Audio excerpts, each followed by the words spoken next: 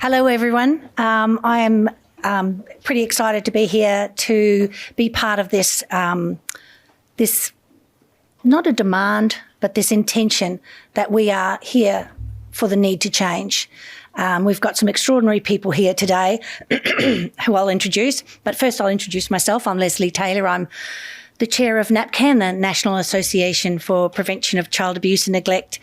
And I am really pleased to be here and to acknowledge the traditional lands of the Kaurna people and pay my deepest respects to all Aboriginal and Islander people in the audience today, and particularly to children and young people, because this is how this strong culture will continue into the future. Thank you for joining us at this symposium.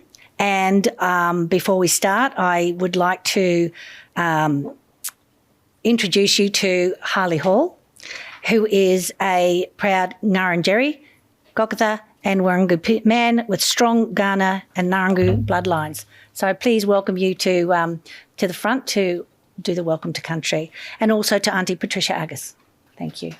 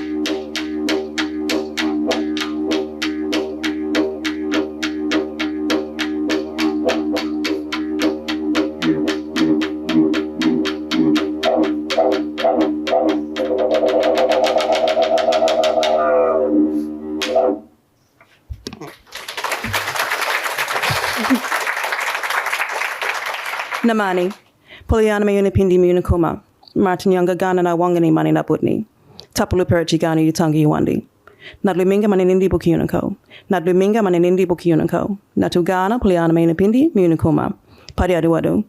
Hello, ladies and gentlemen. On behalf of my Ghana elders, past, present, and emerging, I'd like to welcome you here on the Ghana land. It's important that we recognise this. Let us not dwell on the past, but not forget the past. Let us, as Indigenous and non people, work together in harmony. Thank you.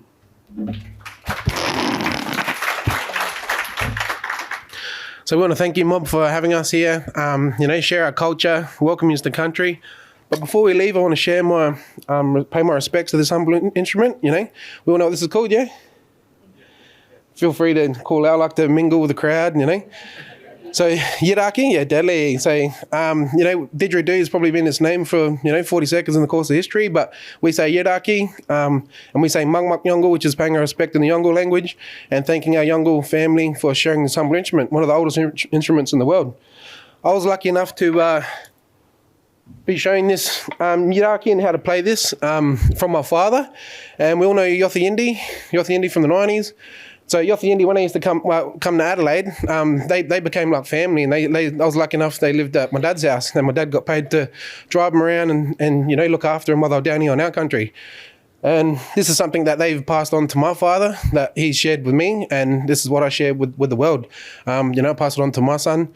And so, when we, this is only a man's instrument. So, culturally, respectful, we must respect that. And, I've been told different versions.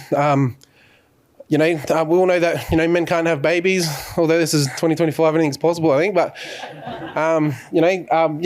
ceremonies go for long periods of time. And, if we think of, having a birthday for a month, that'll be pretty cool. But, ceremonies can go for long periods of time, and it puts a lot of pressure on your stomach. This is something that I've always been shown and something that I share with everybody. When I was little, I was always, playing matchbox cars in the dirt, sit there going, and that's how we get the basic raspberry, like a drone.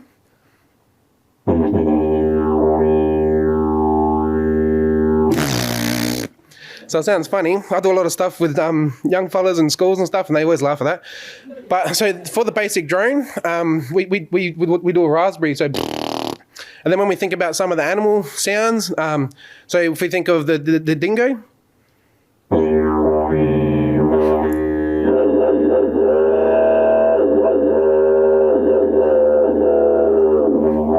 So like a dingo howling. So dingoes howl, they don't bark. When I do some of that, I sit there going, it sounds funny without it, but it all comes through, when you play it through the instrument. So some of the sounds, like we think about the kangaroos jumping through the bush, we'll sit there going, durung, durung, durung, durung. At the same time we're doing a raspberry.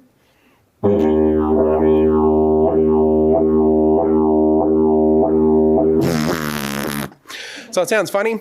Whatever comes to your imagination, you can talk through this. You can say things like didgeridoo.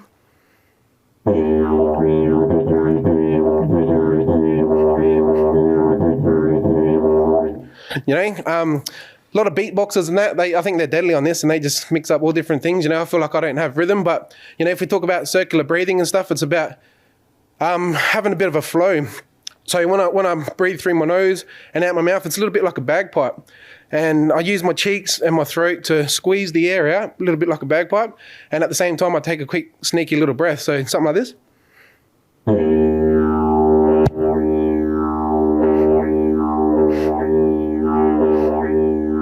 And if you do that quickly, you can create a rhythm.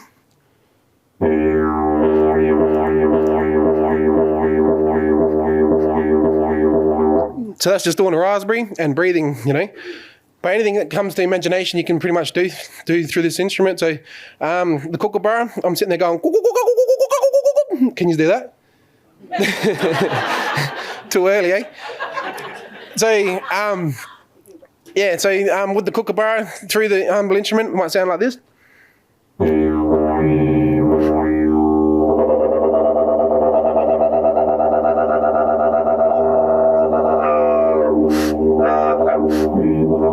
Sound like a kookaburra?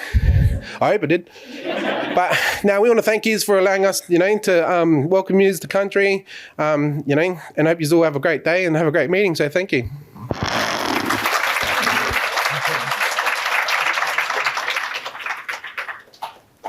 Thank you so much, Harley and Patricia. That was an incredible welcome to country.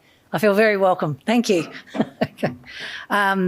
There are some other people that I would like to thank for being, for being here today, and that's Sandy Pitcher, who's the CE of Human Services, Jackie Bray, CE of Child Protection, Dale Agus, the Commissioner for Aboriginal Children and Young People, Mimi Crow, the Acting Commissioner for Children and Young People, my Lisa Waters, the CEO of NAPCAN, Paula Gelders, the Executive Dean for the University of South Australia Justice and Society Academic Unit, and Suzanne Melbert, obviously from the South Australia Day Council. Thank you again for joining us at this symposium. I would now very much like to talk about the reason that we're here, is that we have 3 of the recipients of the 2025 Australians of the Year with us today. What an extraordinary opportunity to have the 3 of you in the same room to talk to us. And I think that's why it was actually very heavily competed to get here. So I am really delighted to see these 3 extraordinary people who have touched the lives of so many people. And one of them has many, many more years to do that, but that's the beauty of it. many of you obviously understand the importance of the voices of children and young people in our work and in our lives. NAPCAN, we're very fortunate to have a National Youth Council, which has changed NAPCAN irrevocably. We are not the same organisation, nor will we ever be. And those voices of those children and young people, they not only speak to the changes that we need to make, but they show us the way to do it. I'm personally challenged every time I meet the young people through the council about the things that I need to do a little bit differently, a little bit better. And more than that, they keep inspiring me to do more. And, you know, I retired 5 years ago and I'm just getting so excited again. Every time I have this opportunity, I get really excited about the things that we are doing and the things that we can do. And those voices are very loud. And they need to be loud and they need to be heard, and we need to build that into our organisations. Which obviously brings me to the first speaker today, which is the amazing Amber Brock-Fabel, who at the ripe old age of 17 founded and directed the South Australian Youth Forum, a platform for young people to engage directly with the decision makers on pressing issues such as education, mental health and sustainability. Over the past months, members of the forum have been meeting to discuss what safety truly means for children and young people. We welcome Amber and her panel of forum members to the symposium, and we really look forward to hearing what you have to say. Thank you.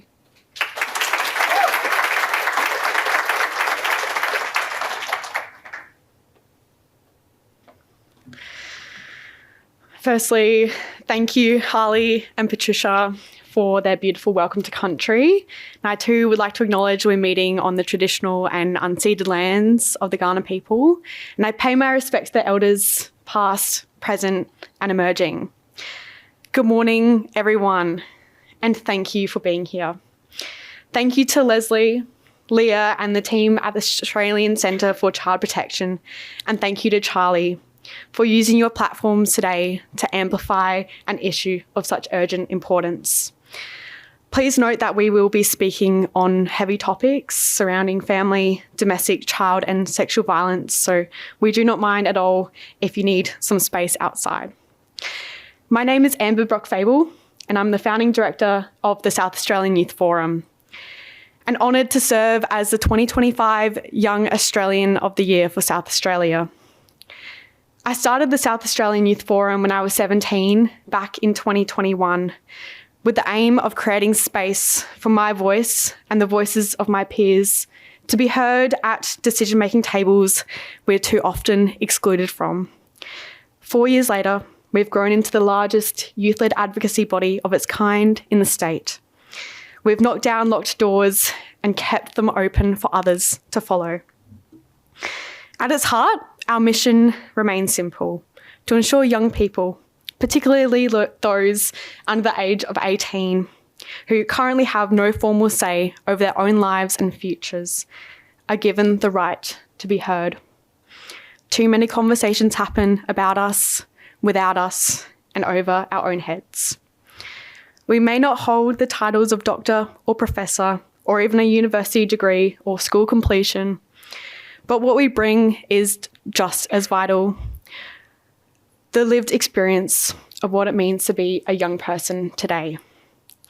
And yet in rooms where decisions about child safety and child protection are made, our voices are still too absent.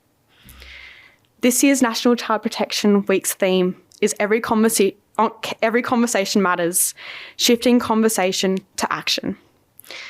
Seeing this room be full of people, not just talking about young people, but choosing to be here today to listen to us, fills me with immense hope that we can continue creating spaces where young people and children are truly empowered and where their voices and agency shape the decisions that impact their own lives. Shortly, you'll hear from 5 incredible SA Youth Forum members: Sienna, Raghu, Lachlan, Holly and Abinav, who have chosen to stand up here today with such strength to share their own words with you. They will then join me for a panel discussion where we will explore what an ideal world could look like. I also acknowledge the contributions of SA Youth Forum members, Seb and Hayley, for their insights and support in preparing us for today. Over the past month, we have worked closely with Leah and the Australian Centre for Child Protection to develop our own call for change through a series of focus groups. We will share these insights during the panel, and we hope you will not only listen, but walk beside us in this urgent conversation. We all have a role to play in protecting children, whether in schools, in homes, or in our own communities. Because in the end, the measure of how well we protect children will not be found in our policies, but in whether young people can look back and say, you heard us and you stood by us. Thank you. And I'll now pass over to our first SA Youth Forum speaker, Sienna.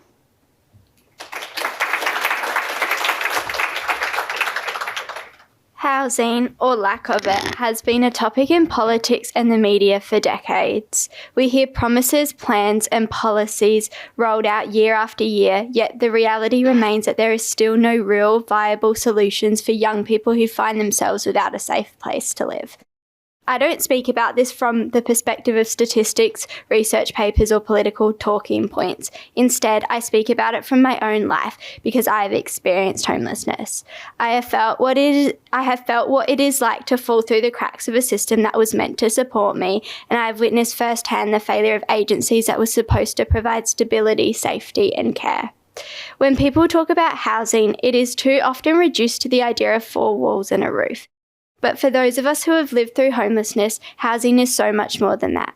Housing is safety. It is knowing that you can close your eyes at night without fearing where you are. It is security, the foundation that allows you to build up your next steps in life. It is the chance to rebuild, to create routines, to heal, and perhaps most importantly, housing means not carrying the constant stress and exhaustion of wondering where you'll be tomorrow, or whether that place will be safe, stable, or even available at all.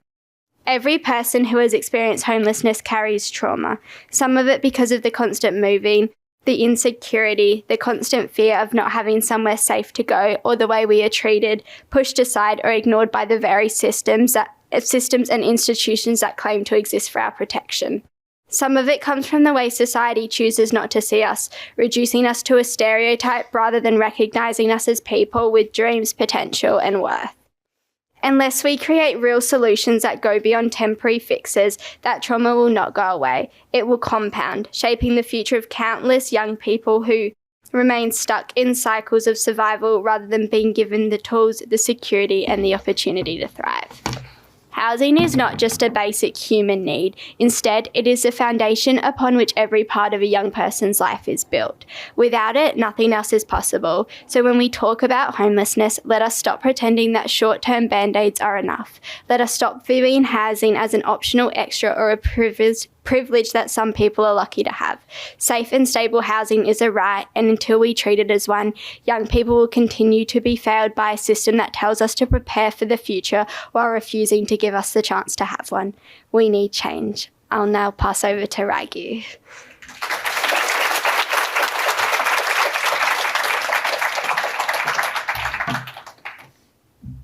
Racism.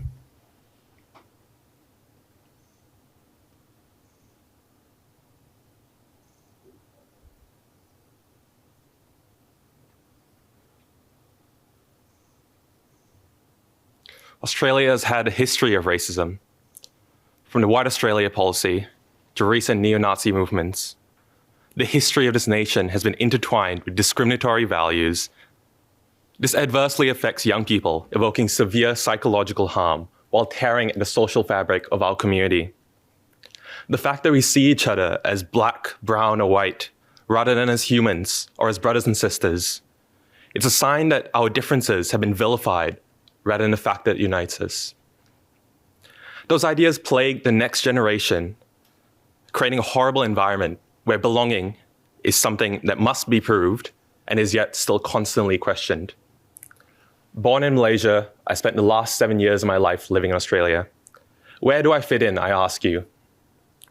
At every opportunity, the color of my skin and not the content of my character has been a source of judgment used to discriminate. We like to think we're on top of racism, that we aren't like other nations. Unfortunately, that's only the case if you aren't facing it. The system isn't just failing. There isn't a system to begin with. At the age of 11, I realized that the very people I was supposed to trust to protect me had no answers. They pushed paper, they pushed procedures, but they didn't push for change. And I was left to carry a weight a child should never carry.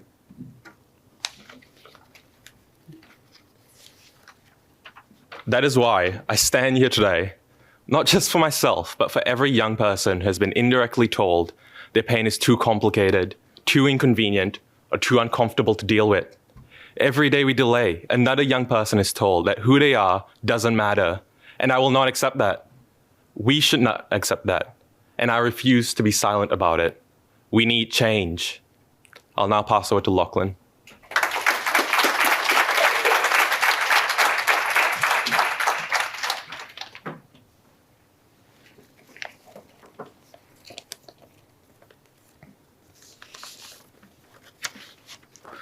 One thing that has been lost in the current conversation about domestic violence is child abuse. Domestic violence is often conflated with intimate partner violence, but unfortunately we know that almost as many people have suffered abuse as children. In 2021, an estimated 2.7 million Australians had been victims of childhood abuse, 1.5 million being physical and 1.9 million being sexual. Unfortunately, we know that the vast majority of victims will never report their abuse to police. 84% of girls and 99% of boys have never reported their sexual assault to police. This means that the cycle of abuse that is so common is often never reported or broken. The thing that equally concerns me from this reporting by the Australian Bureau of Statistics is the millions more who have been the victims of emotional abuse, financial abuse, and child neglect, who go unreported in these studies. Whilst the government has very recently passed a new amendment to criminalise coercive control, all of the reporting about this new amendment has been specific to intimate partners, and it does not cover similar abuse against children. Children are even more vulnerable to these forms of abuse, and I have seen in people very close to me how it destroys children. The self-doubt it causes in every action, the pressure it places on friendships, and how difficult it makes meaningful connections down the road. The effect of this abuse is felt for decades and affects every facet of life. The plight of children suffering from coercive control, emotional abuse, and child neglect cannot be put in the too hard bucket. We know the issue. We need change. I now pass to Holly.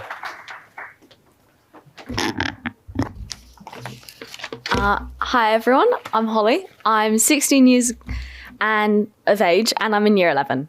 However, last year I was 15 and in year 10. He was 17 and in year 11. My boyfriend at the time's close mate. His funny comments covered with undertones of malicious intent suddenly made sense when I was comforting his girlfriend. We weren't close, but as her eyes filled with tears, I understood why what he said made me so uncomfortable. Together, united, we seek to get justice. Today I'm 16 and in year 11. He's 18 and in year 12. I still seek the justice that we were previously promised. He received a slap on the wrist of injustice. The system failed to protect us. Lost and forgotten remain the memories that haunt us. I still see him walk through the halls, the faint sound of his apology ringing.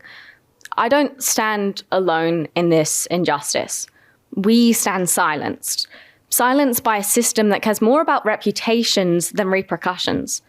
We need change. I will now invite Abinav to speak.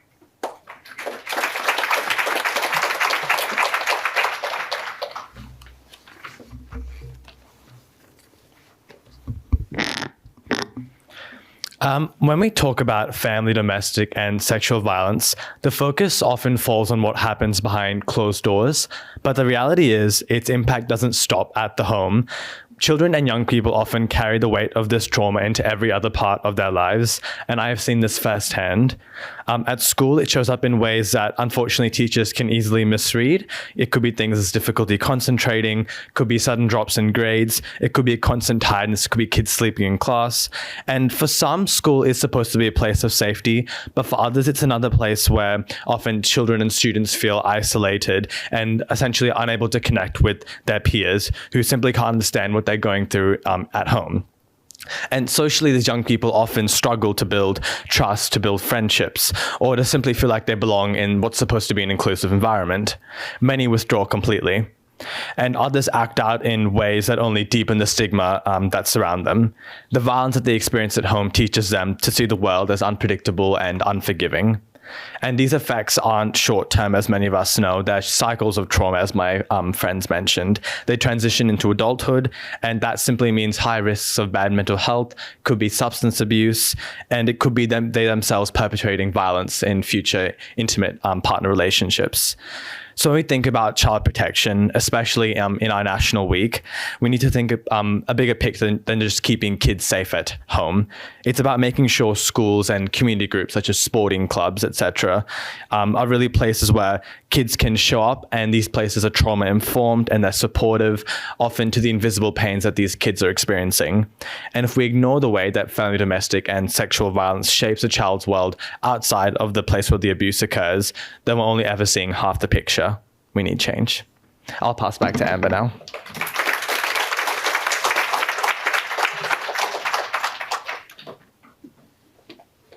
Amazing friends. Thank you so much for standing up here today and sharing your stories.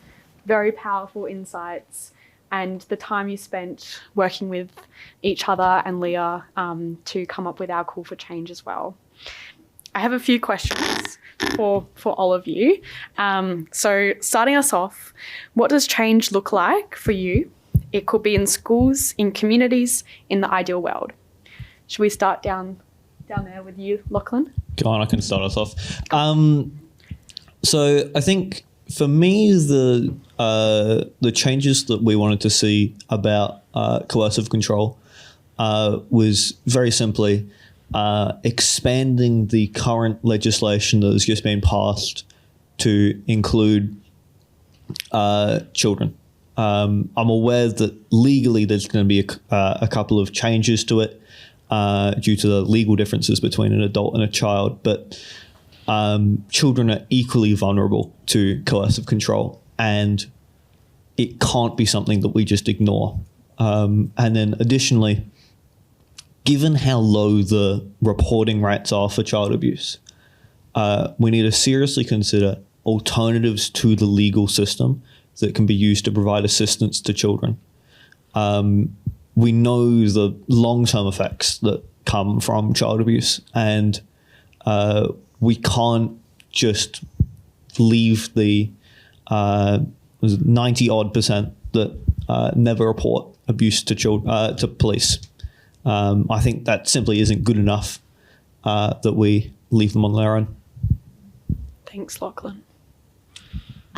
I think for me, obviously, like the easy answer is more housing, which would be like great and all. But I think also like wraparound support is really important for the young person, and changing perceptions, whether it's your own perceptions or whether it's people that you see out there, just changing and challenging perceptions of what you believe a homeless person to look like. Because we know particularly with young people, it's often this idea of like hidden homelessness where they're likely to not just be like on the streets, or even if they are, challenging what you may believe to be true about what that person might have gone through. It's really important. Thanks, Sienna. Thank you. Change for me would mean listening to victims and making sure that perpetrators are actually getting and receiving some consequences, and that victims are able to see and realize this has happened, and also understanding that everybody's story is different and you never know what's happening behind someone's clothes. Thanks, Holly. I think change for me looks like understanding that we're all different. We all bring something uniquely wonderful to the table, and acknowledging that that's a strength and not a weakness, that our differences are what makes us special and what makes the world run, essentially.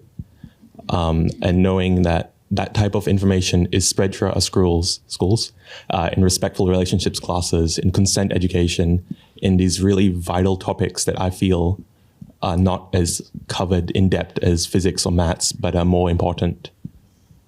Thanks, Raghu.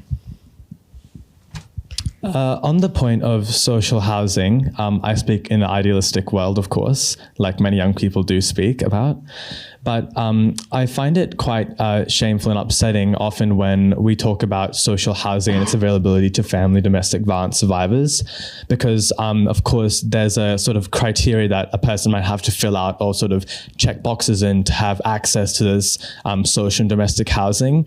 And I think it's quite upsetting to know that if you haven't experienced enough abuse, or it's not physical enough, or it's not for this amount of period of time, and if you don't have a safe space to go to, unfortunately I end up in these situations where you don't have a safe space to go to, especially for children and young people. So I think we need to have a more compassionate and holistic approach to how we address victim survivors and sort of where they can go after experiencing abuse, a safe space where they don't have to feel like, they haven't experienced enough, haven't checked those boxes to receive that support that they deserve. Yeah. Thanks, Abby. Another question here. How do we safely engage with young people in decision-making processes? Do you want to go, Lachlan? I'm going to start us off with paying people. Thanks, Lachlan. That's a good answer. I think continue doing what you're doing. I mean, you're all here today to listen to us and to listen to other experts, and to see young people as experts, I think, is really important, because like Amber said at the start, we don't have a degree or anything like that, but we are experts in our experience. I also want to acknowledge that I think it's really important to actively reach out to a variety of different groups of young people. Obviously, we're all very privileged to be here today, but we are not the only voice for young people in South Australia or for Australia. So always being willing to actively reach out to people rather than waiting for them to reach out to you. Thanks, Sienna. I think when we're trying to meet with young people and make sure that a wide variety of voices are being shared, we need to be also thinking about what times they're being at, because often I've got a mad dash after school, or I'm leaving school early, or I'm not attending school and my education's getting at risk because I'm going to these events. I find that can often come up. And then other events just don't get advertised on social media, and then they wonder why no children, teenagers, show up. Obviously, it's going to be different with the social media ban going up. But when children and teenagers so heavily use it, and none of events that are marketed towards us are getting marketed on a platform that we use so regularly, it's bound for us to not show up because we don't know about it. Thanks, Holly. I think adding on to what Lachlan said, payment is a recognition that lived experience is not free labor. I would argue that lived experience is inherently more unique than a university degree, and I would argue more valuable. But also, paying us means that we know our voice isn't tokenistic. We aren't just here to tick off a box. We aren't just here for a media opportunity or to be posted on social media. We are here because we have information that you want. We have feedback that we can give. We have something we can provide, and that is a long way to go. Another thing is we cannot place the immense pressure and responsibilities of being the youth representative for millions of young people across the country on a single young person. Young people aren't monoliths, and they've got individual experiences. So making sure that there's a wide range of voices at the table as well is a really important step in making sure we feel safe at that table. Thanks, Raghu. I'll just touch on mandatory reporting. Lachlan, of course, talked about how 99% of men and I think around 82% of women didn't report instances of FDSV and other forms of violence against children. And I myself and I find that lots of my friends, they find it quite stigmatized to report these instances when, for example, if they were to come up on the stage and speak about their experiences. Of course, I understand that many of you as mandatory reporters would have to, for safety reasons, to report these things to higher bodies to make sure that these young people are safe. But I think I don't have the solution myself, but I think there needs to be some way to help make these young people feel safe and supported enough so that they can, really share their experiences with decision makers and not feel stigmatized and felt as though they'll be vilified and, not punished, but some action will be taken that if they do share their experience, they will be reported for, because for their own safety as such. But I think there just needs to be some sort of change in the mindset around that reporting. Otherwise, students just unfortunately won't come to people they trust to report these experiences, which is why we're seeing such high rates of children and young people not reporting their FDSV. So I think just a mindset shift there would be good. Thanks, Abby. And just in the last minute, a response from all of you about what does an ideal world look like around child safety and child protection. I think just very simply that we're safe. I think that's the easy answer. I think it's one where children feel comfortable in schools in particular, in the parks, out on shops. I know that I often feel safe, but I know that a lot of people around me don't. Some just say it's because I'm ignorant, but I think the complexities of these things does make it very difficult to do that, but just increasing confidence. Thanks, Lachlan. I think building awareness on different options for young people is really important, and for young people to actually have those options, so knowing that they have different support networks and different systems if they were to need to rely on them. I think that's really important. Thanks, Sienna. For me, it would be consulting children and a wide variety of them when coming and making legislation surrounding child safety and making sure that we are a part of the conversation involving our safety, because in the end, it's us who know the most about what it feels like to be in danger as a child. Thanks, Holly. I think for me personally, I touched on this earlier, but it's a space where everyone can feel the right to express themselves. It's a world where I didn't have to shorten my name when I came to Australia. It's a world where both adults and children won't be afraid that they'll get disease if they touch my skin. It's a world that I don't notice people crossing the road, pulling their children to the side, or clutching their bags as I walk past. Thanks, Raghu. I think in an ideal world, I just wish, when I was at school, I wish there was just a single day where I didn't have a friend or a really close friend telling me that, I can't catch the bus home that late. I can't hang out with you because I can't catch public transport after 6 o'clock, or, I can't go home that late. My father and mother will get, really upset. And just, I wish there was, a day at school where I could just feel relaxed and comfortable with all my friends and not have these stories and these really upsetting things told to me about, some really simple things that I take for granted in my life, such as being able to come home from a get-together at 9 o'clock and catch the public bus home when I have lots of people telling me that they've had very upsetting and horrible experiences in these places. I wish that was just, these really basic things that some people might take for granted, that these children and young people are able to feel safe and supported in these spaces. Thanks, Abinav. And thank you all so much. Can we give them all a round of applause?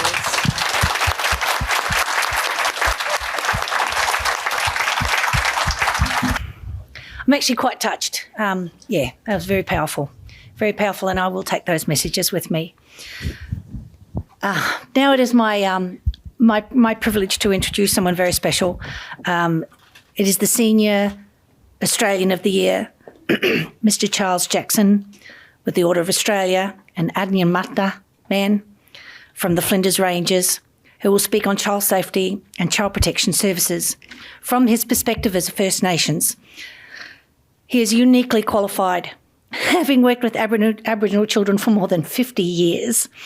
In one incredible lifetime, Charles has worked as a drover, a marriage celebrant, a cultural awareness teacher, a board member, a services coordinator, and an NDIS officer.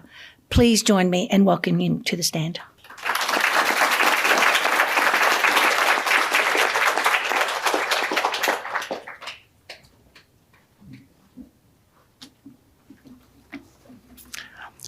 Thank you very much, ladies and gentlemen, and thanks for the warm welcome. I'm really grateful to be here on Kaurna land to be able to speak to you, and it's a privilege to be invited as a guest speaker. I wouldn't have thought that 65 years ago that I'd be standing here talking about exactly what happened to me and my family. That when my 3 nieces and a nephew were actually taken from Nepabana in 1960. And here I am today talking about the same thing. 65 years is a long, long time. And I would have thought that there'd be many changes to be able to work with, for and through the Aboriginal community to be able to come up with a solution in terms of how can we stop the removal of our children into another environment or a family structure that's not suitable for us.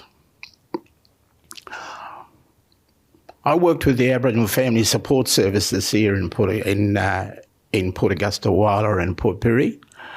And I used to attend the family conferences as a cultural advisor, as a child advocate.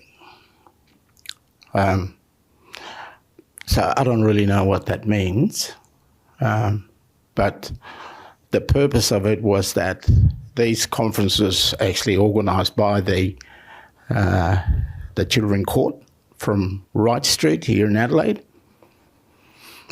The coordinator or the chairperson of that was, of course, of non-Aboriginal descent. The social workers were of non-Aboriginal descent. Just in respect to social workers is that some of these were just recently graduated from university with this, with that qualification. I think sometimes that we've got to have a practical experience as well. My dear mother, she gave birth to 14 children. Mum and Dad, and including myself, we were all born in a creek bed. And here I am today, standing in this environment with a necktie on, with all the credential that the MC talked about.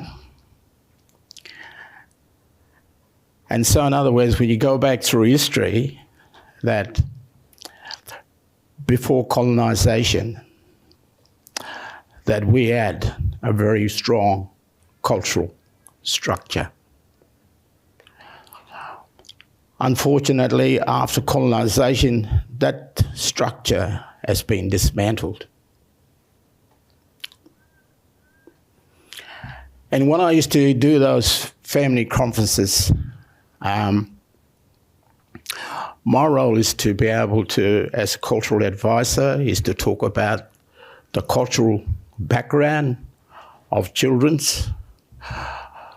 But also I was there to be able to support maybe a single parent or parents and even grandparents, so that the authorities could actually understand that, you know, taking the children away from that comfort zone, from that family structure, it just creates an intergenerational trauma. So what happens today, if we don't actually come to terms in what's going to happen into the future, are these young people going to be standing here 65 years from now talking about the same thing? And also one of the things that I was doing is to be able to go and advocate on behalf of the children. Some of them who couldn't speak for themselves, but others who could speak for themselves. And my role then would take that back to the family conference and to talk to the authorities about the well-being of these children. But, you know, I mean, the difficulty for me is that to be able to sit in a conference like this, when you see mothers, fathers, grandparents,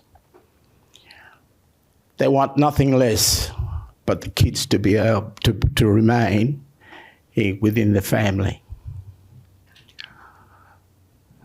But unfortunately, I think the system or the policy does not cater for, you know, how can we work with the family? The first thing is to be able to take the kid away and to be able to make sure that the children are protected. Early this year, I had a telephone call from Victoria. A social worker rang me from Victoria. And she said to me, she said, Mr. Jackson, your name has been given to us that you might be able to connect these two children that was taken away from Narang, Point Pearce, York Peninsula. So in other words, that they didn't have any background in terms of, especially in terms of the connection of the children to their family, their biological family.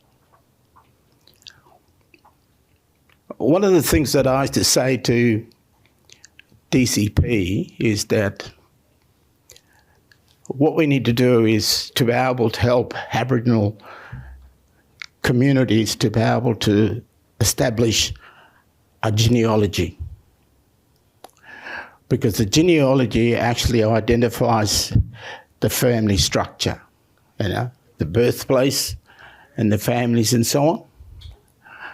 And so that when they do go into these conferences, then they're able to identify the biological family connected to those family. Because, I mean, I suppose for myself is that one of the things that I've found is that when it gets to a stage whereby the kid's going to be removed, even the department don't know the family of this child.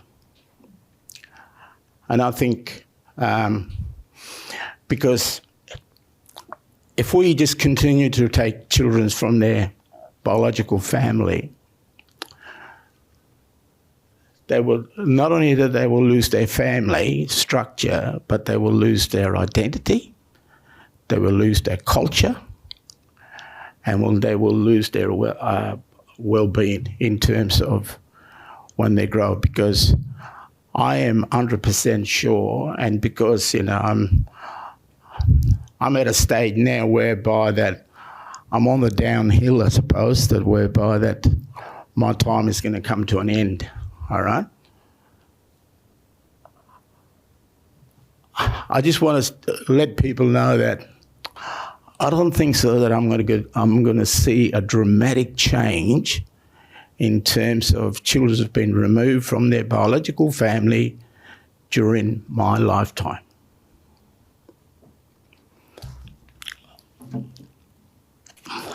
I mean, you know, there are some data in terms of you know, what has been recorded, that it says that if nothing changes in South Australia, 140 in every 1,000 Aboriginal children will be in state care by 2031.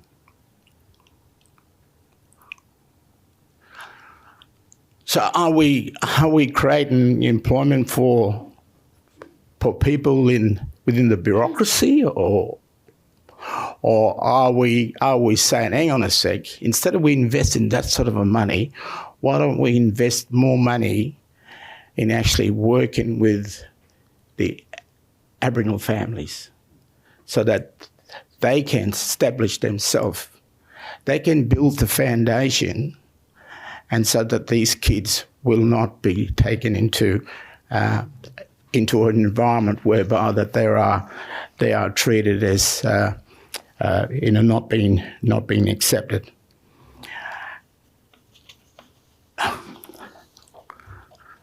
And I think what the minister and Uncle Dale is here with us, and the Minister Katrina Illiard, she made an announcement about 4 weeks ago with this new policy, and that policy is talking about exactly what I was doing about 5 to 10 years ago. All right, how can they work with the Aboriginal families, right? So that the children can be fostered out or to remain in their family structure, so that they won't lose their identity. So, I, in my role, I suppose, as Uncle Dale there, that I'm also a member of the Voice to South Australian Parliament, and I think we're going to start rattling the cage. All right, and otherwise I won't be identified as Action Jackson. Thank you very much.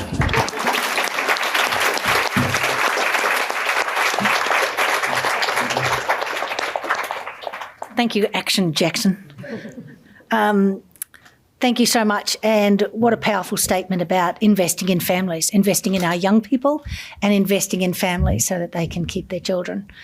Very strong messages that we can take with us. And now I actually had forgotten to thank the Australian Centre for Child Protection for this event today. So apart from forgetting things from the beginning, I don't never admit you've forgotten anything. But thank you, Leah, and thank you for your staff for all your help today. But it is really, I'm really actually quite excited to introduce Leah. Leah's been an inspiration to me for a very long time throughout my career, and I'm really honoured to be the person that gets to welcome her to the stage to talk to us, and I'm really looking forward to hearing what she has to say, because it will be hard-hitting and it will make a difference to me, as well as I hope to many other people. Leah has been around for a long time, not that long, but a reasonably long time. And her work continues to change the landscape for everyone who works with children. She is generous with her time, she is generous with her knowledge, and she is generous with her wisdom. And I admire her hugely, and I hope you do too. Please come to the stage, Leah, and share with us your knowledge.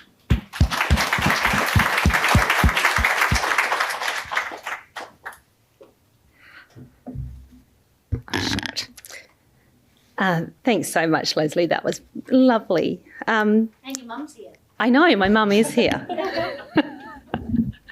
Thanks so much, Charlie, and to Amber for sharing our SA Australian of the Year platform to raise awareness about this issue, the safety of our children. Thank you so much to the Youth Forum members. You are awesome. It has been such a privilege to be spending time with you over the last month or so, and I hope that we continue, because I am learning so much and enjoying strawberries.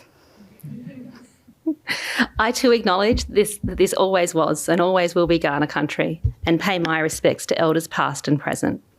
I also want to acknowledge all of you for coming out today and being part of shifting conversations into action. In my presentation, I'll briefly canvass some of the key challenges. I'm also going to try and use the clicker. Yes, okay.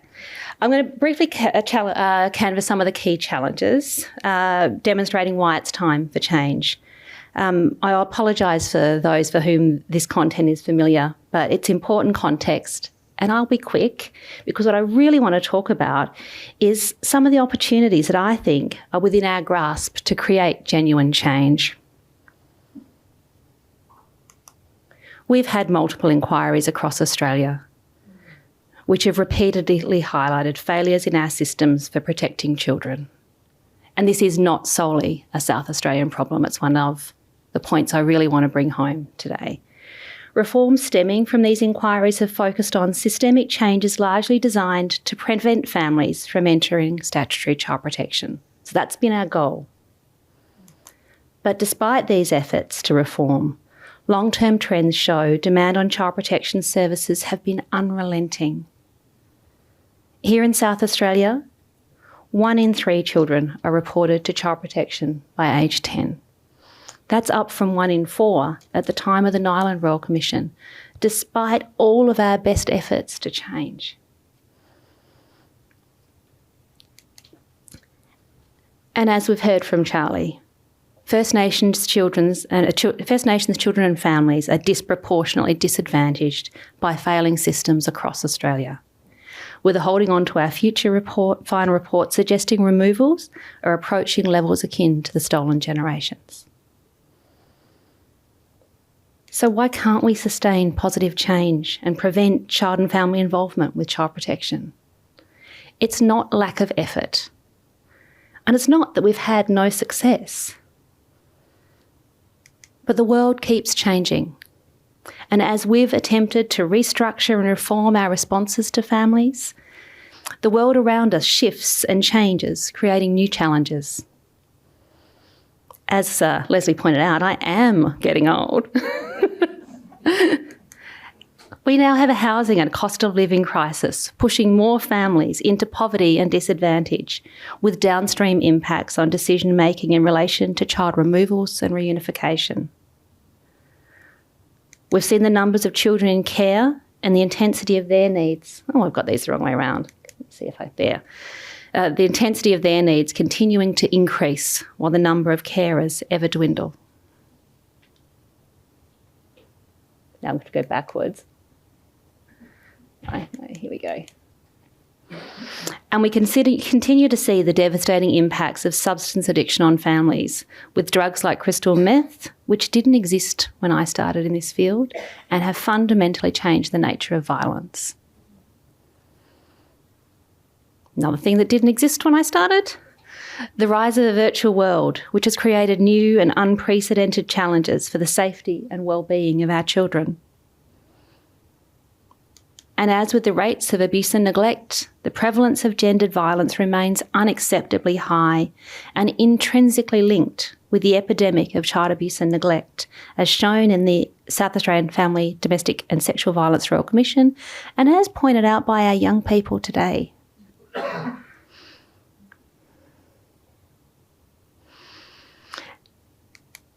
And as we've heard so powerfully from the SA Youth Forum members who spoke today, young people are worried with the cost of living, violence, safety and crime, mental health, all ranking in the top 4 concerns of Australia's youth.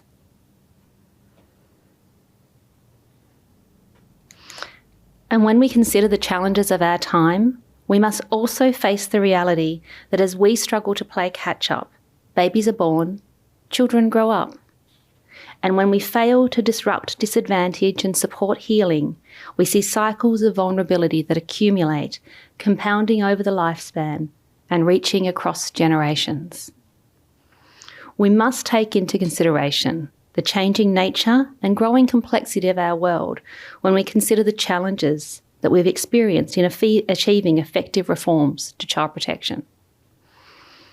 But at its core, the reason we've failed to stem the tide of demand on child protection is because the incidence of abuse and neglect is so very high. The landmark Australian Child Maltreatment Study tells us that 61% of young Australians experienced one or more types of abuse or neglect, with approximately 1 in 4 young Australians experiencing 3 to 5 types of abuse or neglect. That's a very similar rate to the proportion of young people reported to child protection. This is a real problem. This is a real epidemic. And what was our system designed for? It wasn't a problem of this scale. We designed our child protection system in the 1960s to identify what we thought was a low prevalence problem, the incidence of very high severity, severe physical abuse, children with multiple bone fractures and a small population. We created legal powers at that time to require people to report and enable people, the state, to intrude into family life, to investigate and remove children. At the time, that was thought of as unheard of. You couldn't intrude in family life. So the legal powers were designed for the situation of the time. We grafted that system onto the existing system of institutional care, tools of colonisation, and we now know sites of horrific abuse. However, definitions of abuse and neglect expanded over time and now encompass physical, sexual and emotional abuse, neglect and experiencing family violence, with thresholds for what we consider to be abuse and neglect also having expanded over time, informed by research and changing social values. That's not wrong. But with reporting expectations evolving alongside these shifts, we now report all suspected child abuse and neglect in accordance with these expanded definitions. If we were actually to report all abuse and neglect successfully, we would see 60% of Australian children reported to child protection. 60%. It's 3 in 5 for all children. No one envisaged a statutory child protection system encompassing this proportion of the population, nor would we want it to. We have to conclude that our system is doing what it was designed to do for a population it was never designed to serve. And while we tried repeatedly to reform this system to get people earlier help, we've never changed that fundamental expectation that all suspected abuse and neglect must be reported to child protection to assess the risk and decide whether to screen out, refer or act. This is like saying going to the emergency department rather than a GP as our first step in help seeking. Our system is not fit for purpose. And again, evidence that I'm old. For more than a decade, the ACCP have been leading a call to radically rethink our approach to child protection, with mounting recognition globally that we need to stop reforming and instead transform our approach to protecting children. But what would genuine transformation look like? I'm proud to be South Australian. South Australians have shown more initiative than any other Australian state in answering that question, what would transformation look like? Stewarded by Dr. Rhianna Pilkington and Professor John Lynch, who I think are here today, a series of consultations and design labs were held with more than 400 individuals from more than 80 organisations, resulting in thriving families. A shared vision that all South Australian children, young people, families and communities are strong, connected and flourishing, with a mission to transform. 8 agreed levers for change, the support of NGOs, ACCOs and government, with its power derived from its collective ownership. It's an engine room to help drive change. I also want to acknowledge Minister Hilliard and the Department for Child Protection. We're the only state in Australia in which there is a minister talking about transformative change with state-sanctioned levers like the Child Protection Expert Group and the state strategy and the new legislation to also help drive that change. It's my hope that following South Australia's lead, we will see this kind of local action to drive change in every Australian state and territory. We're certainly doing everything we can to make that happen. But when we look through the prism of abuse and neglect, what would success look like? And how do we begin the journey for change? Our vision is for a data and evidence-informed, whole-of-government system for preventing and responding to abuse and neglect. A system that upholds the rights of children and families, is a source of help and supports healing. A system seen by families, the people who serve within it, and the wider community as accessible, fair and trusted. A system that is child and family centred, not system centred, and which is able to demonstrate measurable improvement in outcomes for children and their families. Ultimately, we believe that an effective system for preventing and responding to abuse and neglect will contribute to a stronger, safer and thriving Australia. At the ACCP, we adopted what we call a Centre for Disease Control approach about 8 years ago now, and have been working systematically to identify barriers, opportunities and solutions within a broad agenda focused on achieving child protection transformation. Using this approach, I'm going to talk through several key areas that we've identified for research, implementation or advocacy action to help progress the journey towards a transformed approach to child protection. And as a part of this, I'll talk through ACCP's call for South Australian political parties to commit to 5 specific actions to drive that change. We release these commitments today as part of National Child Protection Week.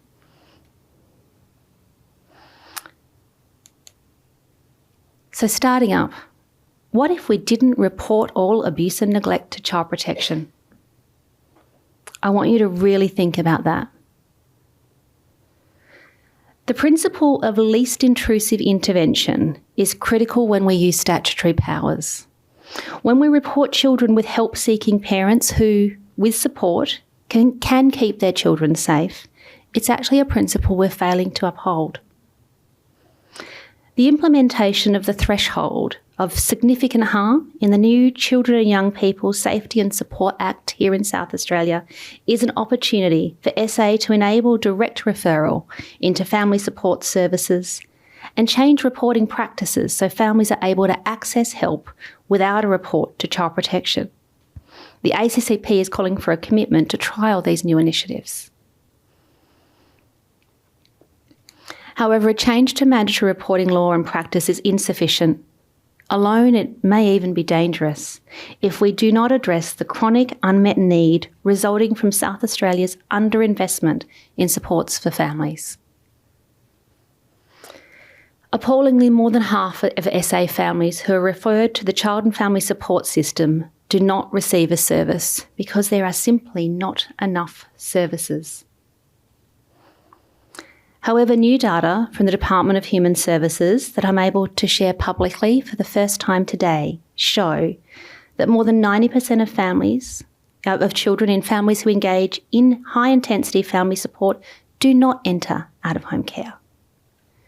The current investment is preventing around 100 children from entering care every year. And if that's not enough, for every $1 spent on family support, the state achieves a $1.90 return on investment. There can be no excuse. Effective support for families pays for itself. We call for an urgent commitment to implement the South Australian Family, Sexual and Domestic Violence Royal Commission's recommendation to invest in more supports for struggling families. I also do want to just take a brief moment to acknowledge the work of the DHS staff and the Better Start group at the University of Adelaide for the world-leading research that gave us that data.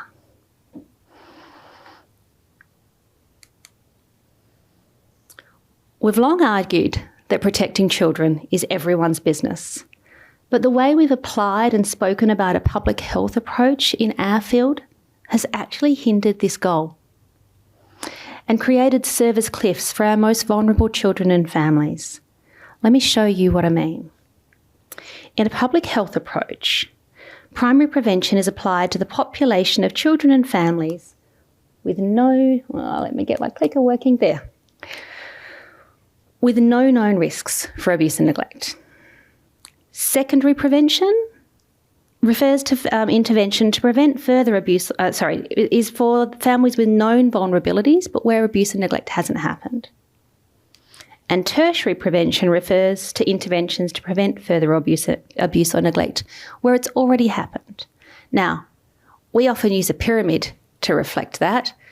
And when we use a pyramid, we make it seem like the primary prevention population's the biggest, the secondary is the next biggest, and the tertiary is the tip of the pyramid.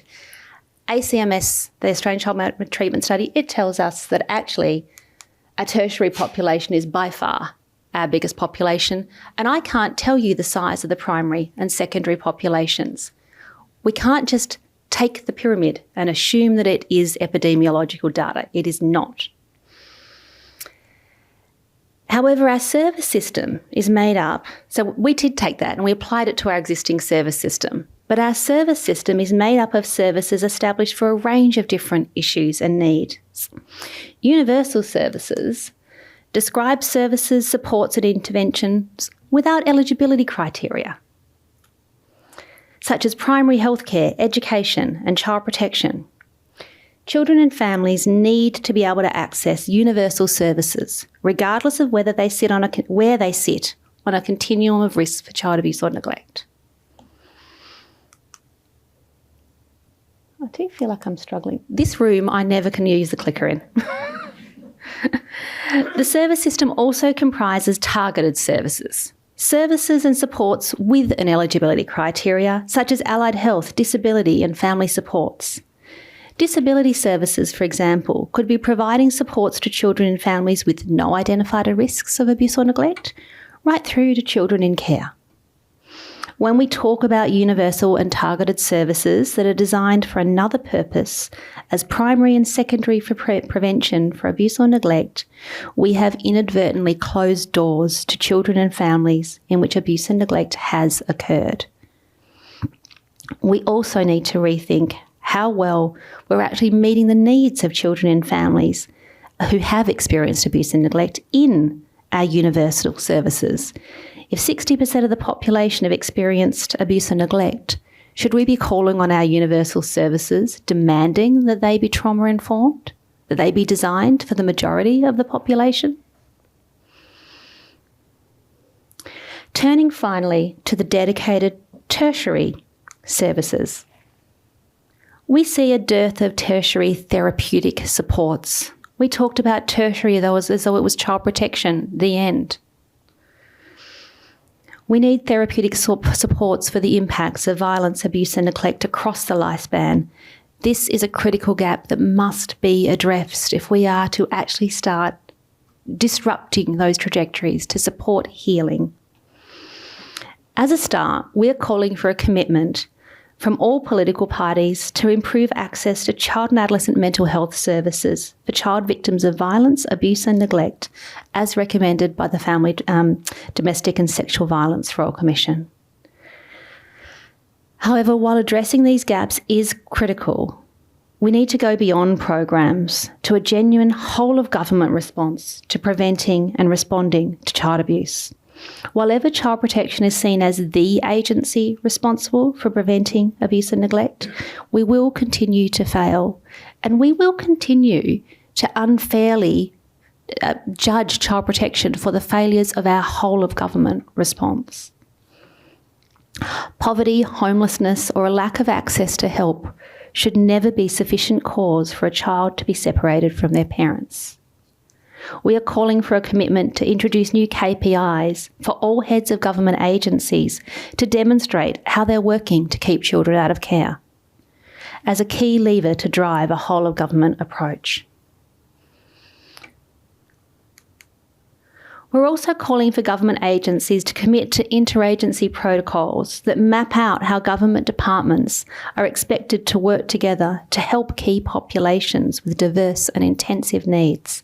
Sometimes one department just can't do it alone, and it shouldn't be up to families to navigate those gaps. We'd like to start with populations key to generational change, including babies who are reported to child protection in utero and young people at risk. This needs to also include taking a whole-of-state approach to meeting the needs of children in care, and for South Australia to come in line with other states who have committed to extending out-of-home care to age 21.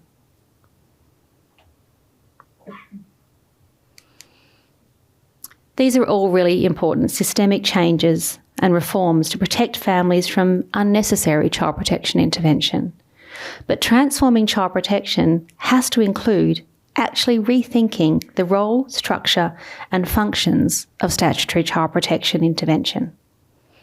At the ACCP, we're just starting research and exploration into the structure and functions of child protection. What needs to change? How? What do we keep? What are we doing well? What does success look like? There are many solutions in Australia, like SA's successful family group conferencing programs. But we're also hopeful that ACCP's appointment as the independent evaluator of the European Barnahus Network will provide us evidence of different ways of working. The voice of children and families impacted by child protection systems will be essential in getting this right. I think this research has the potential to be some of the Centre's most important work to date. I look forward to sharing that at a future event with you all. But I think we all recognise that we can't wait in one area. We desperately need to rethink statutory child protection responses for First Nations peoples. Aboriginal communities need Aboriginal-led and designed services, with evidence showing these services are delivering results for Aboriginal children and families. Often, actually, when we look at Aboriginal ways and learn from Aboriginal ways of knowing, being and doing, it can deliver results for all children, like family group conferencing. We call for government to commit to the repeated calls from Aboriginal community leaders for transition of authority and investment in Aboriginal designed and led responses for Aboriginal children and families, including proportionate funding for Aboriginal community controlled organisations.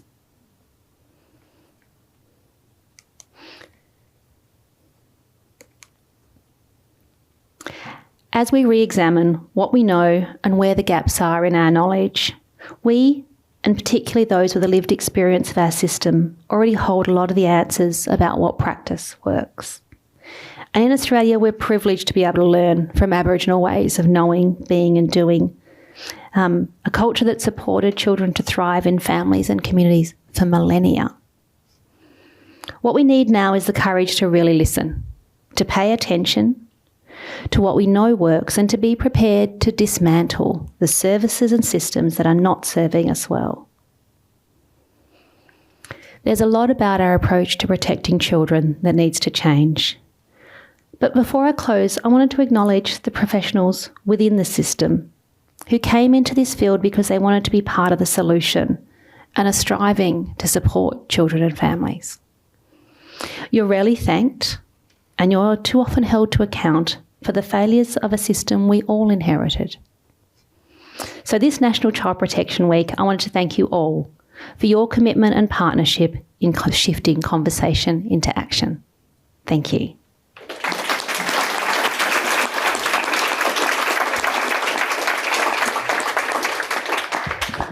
I think we have a few minutes for questions. Leslie's going to help me with this because anyone who knows me well knows I have a vision impairment and won't see hands up. I'm the wingman. Charlie's also happy to take questions if any are directed towards Charlie. And just a reminder, this is being recorded. So if you have a question, A, you'll need to speak into the mic, and B, it'll be on permanent record. Any questions, comments, reflections, anything?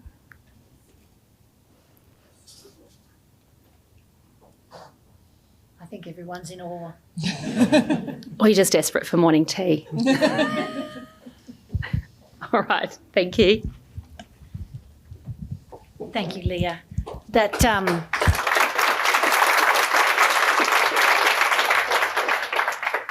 The call to action is clear. I'm pretty excited about what Leah's shared with us, this really significant change in the way things are done.